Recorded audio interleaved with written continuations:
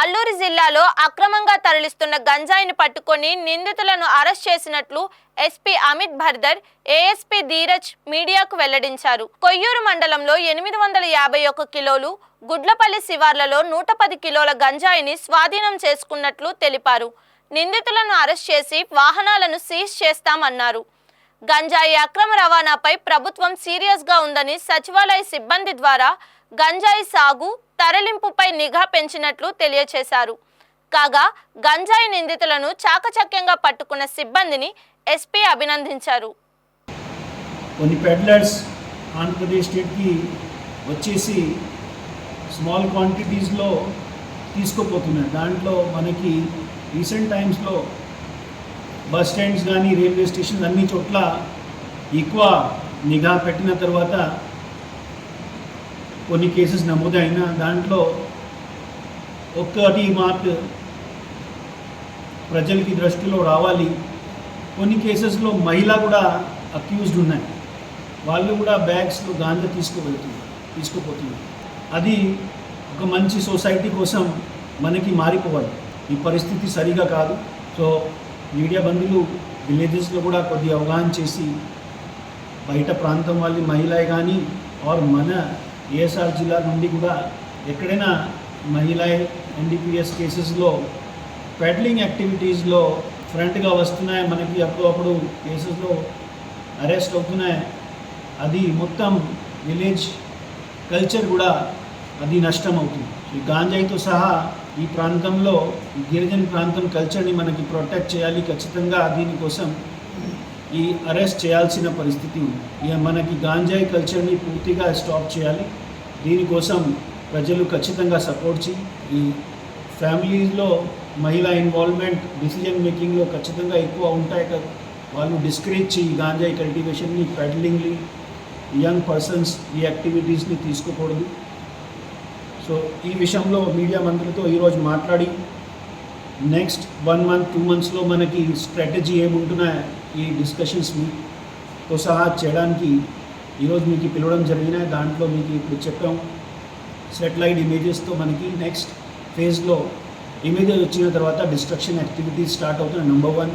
Number 2, ఇంకా కొన్ని extra drones deploy చేసి మొత్తం ఇంటీరియర్ ఏరియాస్కి సర్వే కూడా లాంచ్ అవుతున్నాయి. సో ఇంటీరియర్ ఏరియాస్ వాళ్ళు కూడా ఇప్పుడు వాళ్ళని ఏమైనా సహాయం కావాలి గవర్నమెంట్ తరఫున, డ్వామా అగ్రికల్చర్ డిపార్ట్మెంట్ నుండి ఆల్టర్నేటివ్ క్రాప్స్ కోసం ఖచ్చితంగా ఫార్వర్డ్గా వచ్చి అది తీసుకోవచ్చు. థర్డ్, మనకి ఇప్పుడు రైల్వే స్టేషన్స్, బస్ స్టాండ్స్ దగ్గర ఇంకా ఎక్కువ డాగ్ స్క్వాడ్స్ని పెట్టి, సీసీటీవీ కెమెరాస్ని పెట్టి అన్ని వెహికల్స్కి వెహికల్ చెకింగ్, అదేవిధంగా ఆ వెహికల్స్ పైన సర్విలెన్స్ కూడా స్టార్ట్ అవుతున్నాయి.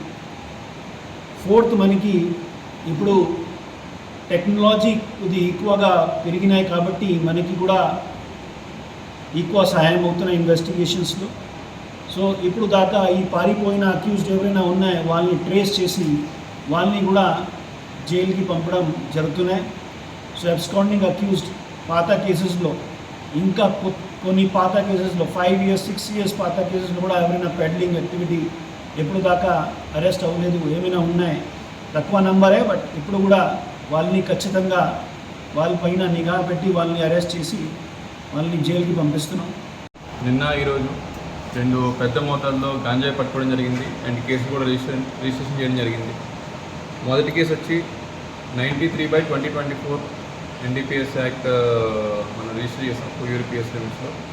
అందులో ఒక ఆటోలోని గాంజాయి తరలిస్తున్నారని చెప్పి మనకి ఇన్ఫర్మేషన్ రావడం జరిగింది.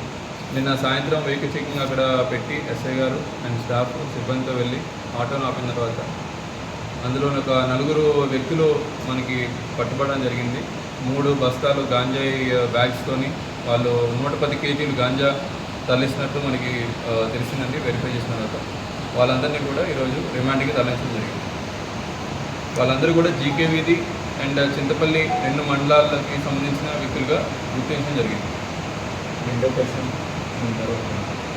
రెండో కేసు వచ్చి 94/2024 కొయ్యూరు పిఎస్ లిమిట్స్లో ఎన్డీపీఎస్ యాక్ట్ కింద రిజిస్టర్ చేయడం జరిగింది.